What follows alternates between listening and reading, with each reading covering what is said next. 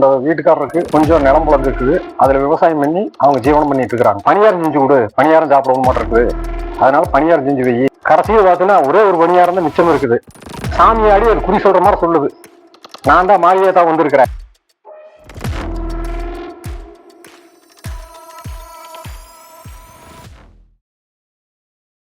ஒரு ஊர்ல ஒரு புருஷன் பொண்டாட்டி, அவங்களுக்கு குழந்தை குட்டிகளை ஒண்ணுமில்லை.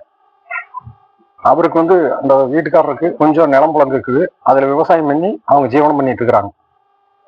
இப்படி இருந்துட்டு இருக்கிறப்போ காலையில் நேரத்துல எந்திரிச்சு நான் தோட்டத்துக்கு போயிட்டு வந்துடுறேன், கொஞ்சம் வேலை இருக்குது அப்படின்னு சொல்லிட்டு, எனக்கு இன்னைக்கு பணியாரம் செஞ்சு கொடு, பணியாரம் சாப்பிடவும் மாட்டேன் இருக்குது. அதனால பணியாரம் செஞ்சு வை, நான் போயிட்டு கொஞ்ச நேரம் வேலையை செஞ்சுட்டு வந்து சாப்பிட்டுக்கிறேன் அப்படின்னு சொல்லிட்டு அவர் போயிடுறாரு. போனதுக்கு பிறகு இந்த அம்மா பொண்டாட்டி என்ன ஒண்ணுது, சரின்னு சொல்லிட்டு எல்லா பணியாரம் சொல்றதுக்கு ஏற்பாடு பண்ணி பணியாரம் இருக்குது. சொல்லும்போது என்ன பண்ணுதுன்னா, சரி எப்படி இருக்குது பணியாரம்னு சொல்லி ருசி பார்க்கலாம்னு சொல்லி ஒவ்வொரு பணியாரத்தை எடுத்து சாப்பிடுது. அது ருசி நல்லா பிடிச்சி போறதுனால அந்த அம்மா என்ன பண்ணுதுன்னா, அது சுட சுட சுட சுட ஒவ்வொன்னா ஃபுல்லா சாப்பிட்டு போடுது. கடைசியில் பார்த்தீங்கன்னா ஒரே ஒரு பணியாரம் தான் மிச்சம் இருக்குது. அந்த ஒரு பணியாரம் மிச்சம் இருக்கிறப்பத்தா, அடடா நம்ம வீட்டுக்காரருக்கு வேற பணியாரம் சுட்டுக்காரன்னு சொல்லிட்டுமே பூராத்தையும் சாப்பிட்டோமே, என்ன பண்றதுன்னு தெரியலையே அப்படின்னு சொல்லிட்டு யோசனை பண்ணிட்டு, சரி ஏதோ ஒன்று சமாளிக்கலாம் அப்படின்ட்டு உட்காந்துட்டு இருக்குது. கரெக்டா அவரு தோட்டத்துல இருந்து வீட்டுக்கு வர்றாரு. வீட்டுக்கு வந்தோடனே, சரி எனக்கு பசியாகுது, ரொம்ப பசியாகுது, பணியாரம் சுட்டுட்டியே எடுத்து வை அப்படின்னு உடனே அந்த ஒரு பணியாரத்தையும் மட்டும் அந்த குண்டால இருந்து கொண்டு வந்து கொடுக்குது. அந்த பணியாரத்தை பார்த்தோன்னே அவன் என்னங்கிற, என்ன பணியாரம் சுட்டன்னு சொன்னா ஒரு பணியாரம் தான் இருக்குன்னு சொல்லி கேட்கறான். ஆமாங்க, அது நான் சுட சுட நல்ல ருசியா இருந்ததுங்களா, ஒவ்வொன்னா சாப்பிட்டே இருந்தேன், பூராத்தையும் சாப்பிட்டு உங்களையவே மறந்துட்டு சாப்பிட்டேன் அப்படிங்கிறான். ஆனா அத்தனை மணியாரத்தை எப்படி சாப்பிட்டீங்க அப்படின்னு கேட்கறான். அவோ அந்த ஒரு மணியாரத்தையும் எடுத்து வாயில் போட்டு இப்படித்தான் சாப்பிட்டேன்னு சொல்லிடுறான்.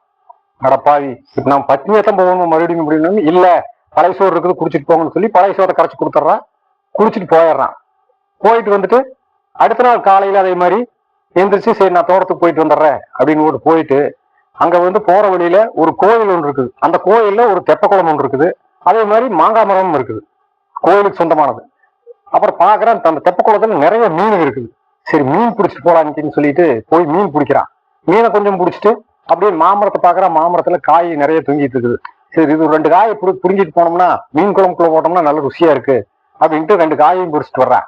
பொறிச்சிட்டு வீட்டுல சம்சாரத்துக்கிட்ட சுத்தம் பண்ணி கொடுத்துட்டு, சரி நீ மத்தியானம் நான் வர்றேன், நீ சமைச்சு வச்சிரு அப்படின்னு சொல்லிட்டு மறுபடியும் போயிடுறான் வேலைக்கு, தோட்டத்துக்கு. அதே மாதிரி மத்தியானம் அவன் திரும்பி வீட்டுக்கு பாக்குறான்.